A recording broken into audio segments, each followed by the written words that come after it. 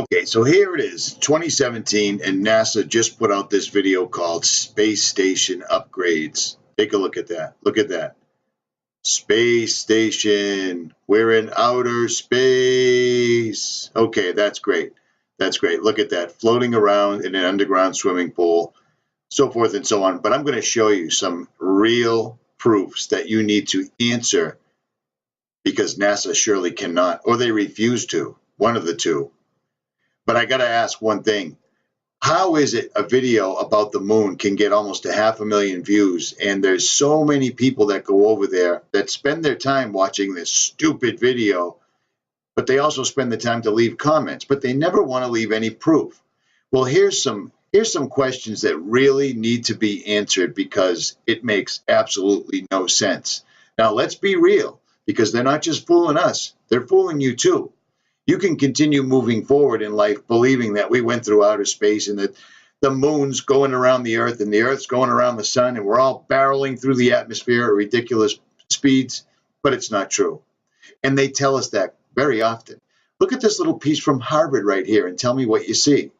Now let's start with Harvard real quick. This is Harvard's own website. See, Harvard Solar Engineering Research Program launches now in 2017. But let's take a look at the picture from outer space. Do you notice anything odd about the horizon?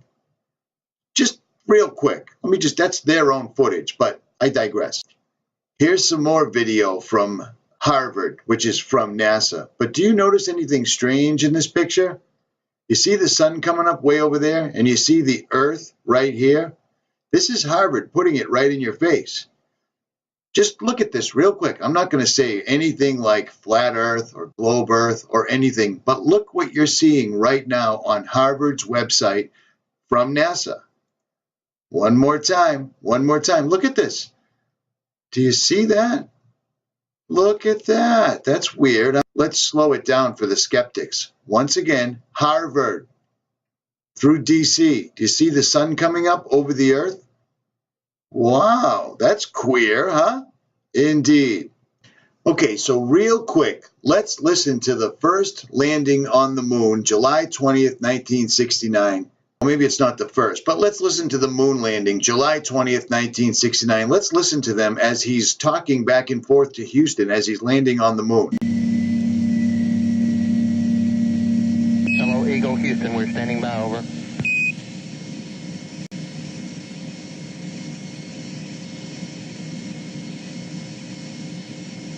Eagle, Houston, we see you on the steerable, over. Roger, Eagle, dot. Roger, how does it look? The Eagle has wings. Roger. The Eagle has wings.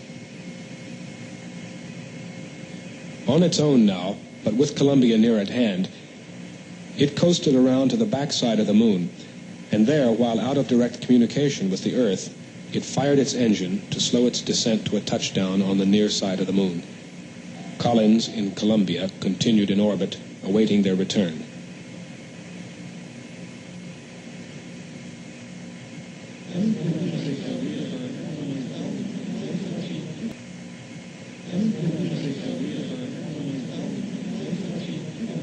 Okay, all flight controllers, gonna go for landing. Retro. Go. Fido. Go. Guidance. Go. Control. Go. Telcom. Go. GNC. Go. Ecom. Go. Surgeon. Go. Capcom, we're go for landing. Altitude 4,200. Houston, you're go for landing, over.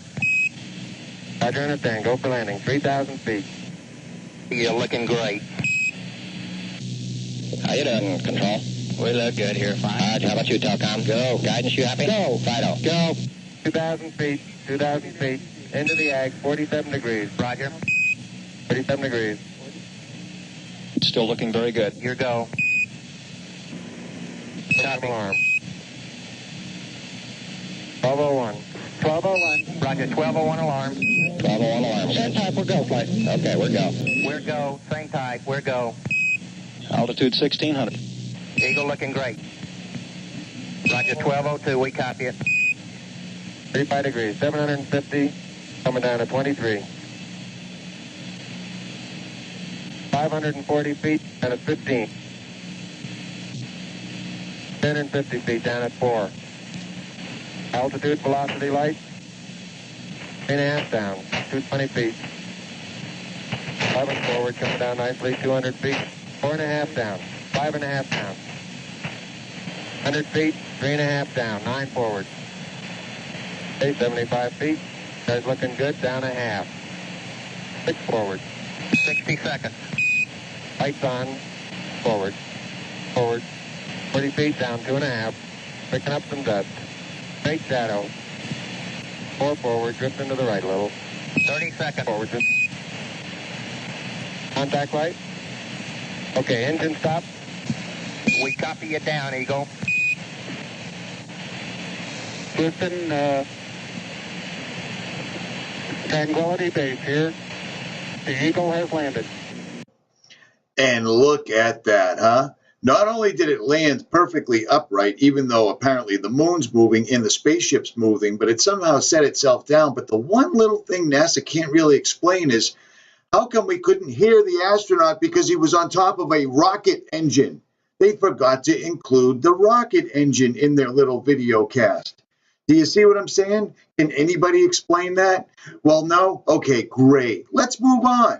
Everybody loves to roll out people like Michio Kaku or Neil deGrasse Tyson whenever there's any type of doubt about the moon landing, the flags, what the flags were made out of, the crater that's not there from the lander that should surely be there because this is representative. See these large nozzles? That's a rocket engine. It's not a jet engine. It's not an engine like in a car. It's not an engine like in a boat. It's a rocket engine. And this is what a rocket looks like, going up or landing, no matter what. But this is what they present us with. And it looks like nothing. It looks exactly like what it is. It's a sound stage. It's an absolute sound stage. And yes, it's a great, big, giant conspiracy, without a doubt. If a rocket just landed there, there would be a dune all the way around it, a crater, we'd call it. But I digress for now. Let's listen to Michio Kaku talk about going to the moon over and over and over. But first, let's listen to a scientist and what they actually really say to people in their own special language. Now, basically, the only new principle involved is that instead of power being generated by the relative motion of conductors and fluxes, it is produced by the modial interaction of magnetoreluctance and capacitive directance. The original machine had a base plate of prefamulated amulite surmounted by a malleable logarithmic casing in such a way that the two spurving bearings were in a direct line with a panometric FAM. The latter consisted simply of 6 hydrocoptic Marsal vanes so fitted to the ambifacient lunar wane shaft that side fumbling was effectively prevented. Now, that may be comical, but still, that is the language that they speak in. They speak in their own arcane language, and there's no two ways about that, and people just drool over it. This guy in a white jacket is just so darn smart. You see what I'm saying? We have astronauts claiming they couldn't see any stars at all. And then turn the page, we have astronauts saying they could see all sorts of stars. We have Michio Kaku telling us that the flag was made out of certain aluminum foil materials and it was meant to look like it was waving. And then we have them saying that it was simply picked off a store shelf for $5. It was a regular old made in America, American flag. It's very difficult to tell the truth when everything is a lie. But we are cracking the surface. And you can easily tell that's occurring by looking in the comment section with the very, very angry NASA people jumping up and down, explaining in their fantastic vocabulary exactly how stupid I am and how quickly I should die. But let's listen to the Potter's Clay YouTube channel's top 10 NASA moon landing hoax proofs, we'll call them.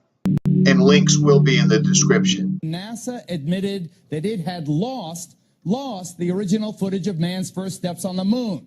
YouTube and watch A Funny Thing Happened on the Way to the Moon. It contains newly discovered evidence, which is part of the missing tapes, of outtakes from the first mission to the moon, of them falsifying a shot of being halfway to the moon. We found never before seen footage of them faking part of the photography, which is in A Funny Thing Happened on the Way to the Moon, which has been licensed 5 times and can only now be viewed on YouTube. Here they discuss the fact that they have turned out the lights and have blocked out sunlight from entering the spacecraft through the other windows, as to not cause any reflected light to fall onto the spacecraft's wall in the foreground. Okay, very good. Well, we shut out the sun coming in some of the other windows into the spacecraft, so it's looking through the number 1 window, and there isn't any reflected light. The reason this was done is so that the truth of the matter would not be revealed. It is this. Though the federal government would have you believe that this is a view of Earth from a distance out of the spacecraft's window as it nears the moon, it is not. What they have ingeniously done is placed the camera at the back of the spacecraft and centered the lens on a circular window in the foreground, outside of which it is completely filled with the Earth in low orbit. The circumference of the window then appears to be the diameter of the Earth at a distance. As they perfected the shot, a crescent-shaped piece of black material was inset slightly into the window to create the illusion of the Earth's terminator line dividing night and day. It is uncannily convincing. During this segment, intended to be edited and played back later for the worldwide television audience, dated July 18, 1969, Neil Armstrong condemns himself as he states that he is 130,000 miles out. Roger, Houston, Apollo 11. Calling in from about 130,000 miles out.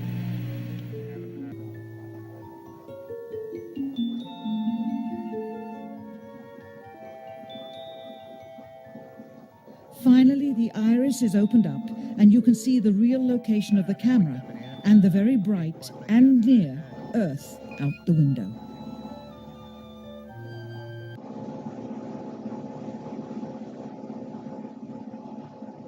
Here is the slate for the 19th of July, and the same shot of trickery on the 19th of July, and then the 20th, and the same misleading shot on the 20th.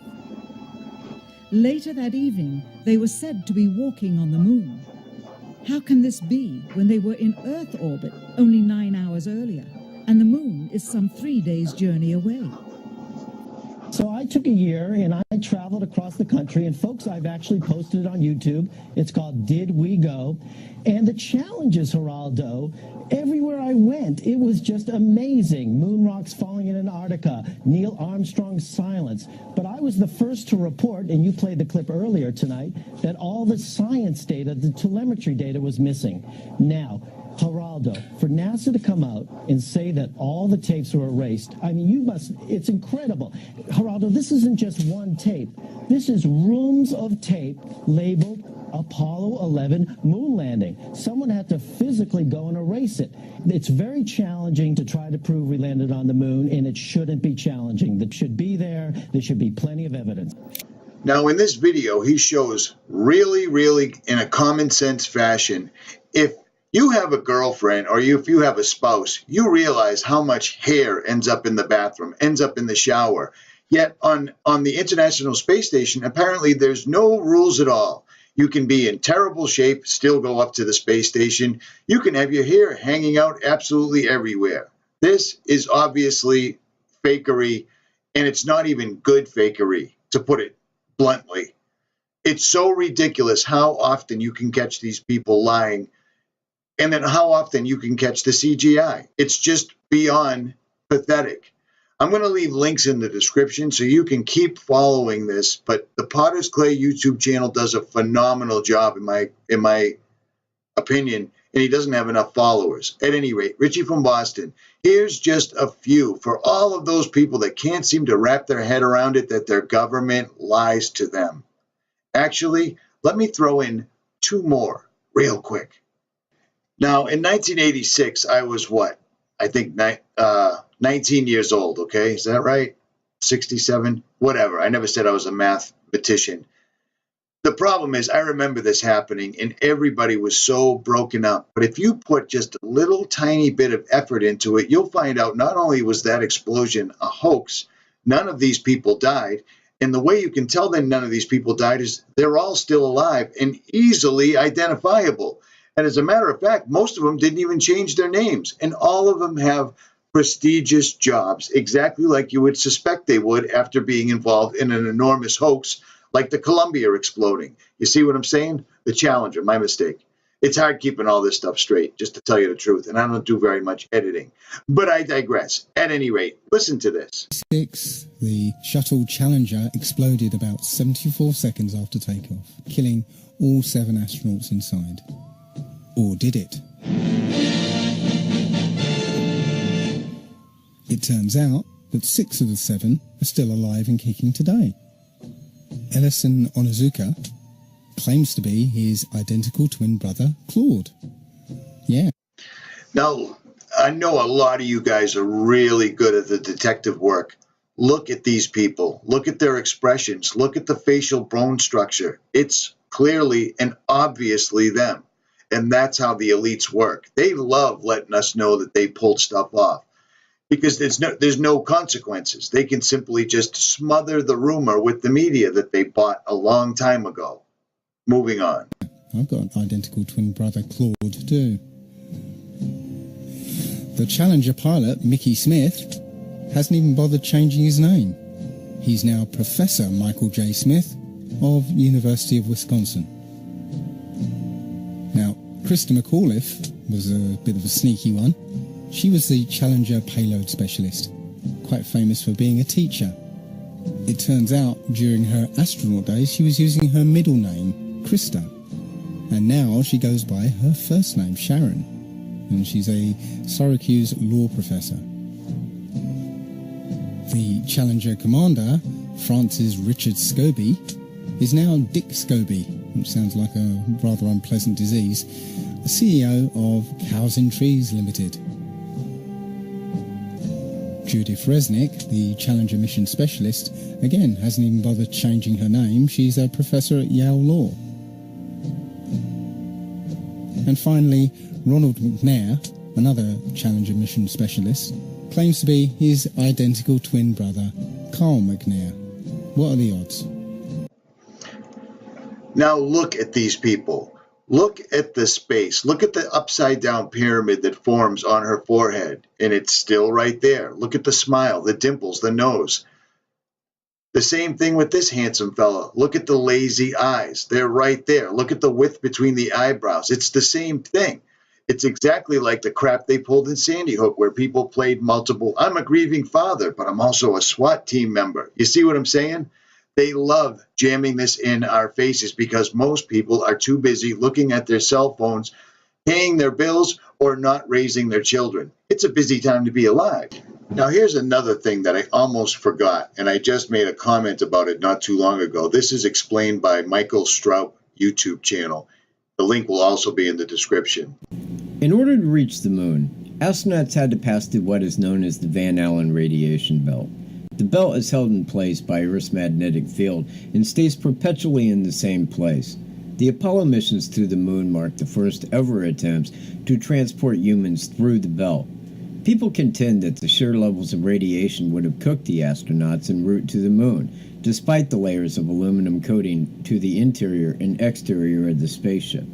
Now, I don't know how many times I've shown this, but again, I'm going to show it once again. They've admitted on more than one occasion how they're still testing so that they can get humans through the Van Allen radiation belt. We are headed 3,600 miles above Earth, 15 times higher from the planet than the International Space Station. As we get further away from Earth, we'll pass through the Van Allen belts, an area of dangerous radiation. Radiation like this could harm the guidance systems, onboard computers, or other electronics on Orion. Naturally, we have to pass through this danger zone twice, once up and once back. But Orion has protection. Shielding will be put to the test as the vehicle cuts through the waves of radiation. But Orion has protection. Shielding will be put to the test as the vehicle cuts through the waves of radiation. Now, if they did this back in the late 60s, they don't have to test anything. It should have been improved tenfold by now. But that's not the case. Now, what this young fella, and the rumor I've heard, is that he's no longer with us. He's taken his own life. That's the rumor that I heard. I cannot verify it, even though I have tried. This young fella believes he's talking to an audience that's not really listening. He believes that the medication, vaccinations, and fluoridation has taken effect and the dumbing down of America is complete. And perhaps all those pesky jerk-offs that were still alive when this allegedly occurred the first time have all passed away. Sadly, they have not. Now, finally, let me throw this one in there for those that love to leave comments but don't seem to do any research. NASA was wholly manned by Nazi scientists that should have been put up on trial for war crimes, but instead found a cushy job here in the United States helping NASA pretend to go to the moon. And they did a great job. Let's check them out. We really want to understand what's going on in space today and what's happening with the plan to put weapons in space. I think it's instructive to go back and understand the origins of the U.S. space program. And to do that, you have to go back to Nazi Germany. Hitler recruited a brilliant young rocket scientist by the name of Wernher von Braun, who had a weekend rocket club, to come to work for the Nazis to build the V-1 and V-2 rockets that were used to terrorize the cities of London and Paris and Brussels towards the end of World War II. And for von Braun and his team, they set up along the Baltic Sea a place called Peenemünde. There was a research and development center for the Nazi rocket operation. And to this place at Peenemünde, the Nazis brought thousands of Jews and French resistance fighters to serve as prisoners, essentially slaves, to build this production effort. Well, the British found out about it, went in and bombed the entire operation. And so the Nazis said, we've got to move to a more secure location. And down inside of central Germany, there's a mountain chain called the Harz Mountains. And in that mountain, there's a huge tunnel where the Nazis were storing military hardware. Well, they cleared the whole thing out, moved the entire rocket operation into the tunnel, named it Mittelwerk. And just outside the mountain tunnel at Mittelwerk, the Nazis built a brand new concentration camp called Dora. And to Dora, the Nazis brought 40,000 Jews, gypsies, French resistance fighters, homosexuals, communists, even a black American GI were brought there to serve as slaves for the operation. Well, you know, immediately after the war, the U.S. and the Allies created the Nuremberg trials, at which time we brought the Nazis to justice for their crimes against humanity. But 1,500 of the top Nazis never went to trial. They were smuggled into the United States by the U.S. military under a program called Operation Paperclip, smuggled in through Boston and West Palm Beach, Florida. And Wernher von Braun and his rocket team, 100 of them, along with 100 copies of the V-2 rocket, were sent to Huntsville, Alabama, where von Braun became the first director of NASA's Marshall Space Flight Center. What's interesting is the other 1,400 Nazis. Who were they? Well, some of them were brought to the United States to work for the CIA. Others were brought to the United States to do the LSD drug experiments and the MK Ultra mind experiments during the 1960s, where people were jumping out of windows. Some of the Nazi scientists that in Germany had been taking Jews and putting them in freezing temperatures to see how the body would react to that were sent to Wright-Patterson Air Force Base in Ohio and were put in charge of the U.S. military flight medicine program. And so when you take 1,500 of the top Nazi scientists and essentially seed the military-industrial complex, the question I have is, do they bring with them an ideological contamination? And this is Wernher von Braun's headstone. And it looks like Mr. Braun was leaving us a little clue right there in the form of Psalm 19:1. And according to the King James Version, the heavens declare the glory of God, and the firmament showeth his handiwork. Any other questions or comments? You really may want to understand that some of us have looked into this to the nth degree. I was a firm follower of space, NASA, and all things star, planet, other galaxy related my entire life. Until one day, while looking through a telescope, I realized what I was looking at was not what they described to me whatsoever. Stars in no way are smaller, more distant suns, because if you work out the math for light years, we would be seeing things that were either there a long time ago or haven't even been there yet. This is a star through a telescope. Everything they have told us is a lie. And in my opinion only, I'm not pushing this on anyone, this is what I believe, they are simply and only trying to hide God. And I also firmly believe the reason they built CERN is because they can't go up. So they're going other dimension. And that's it. They're basically kicking the side door out of the firmament because they can't go up. At any rate, all the links will be in the description. This is Richie from Boston, and I'm out. And one more time for the rest of the class. This is Harvard's website. This is a picture of the sunrise over the Earth from NASA. Do you notice anything that's missing? Exactly. They didn't use the fisheye lens this time. Like, share, subscribe, or don't. I'm out.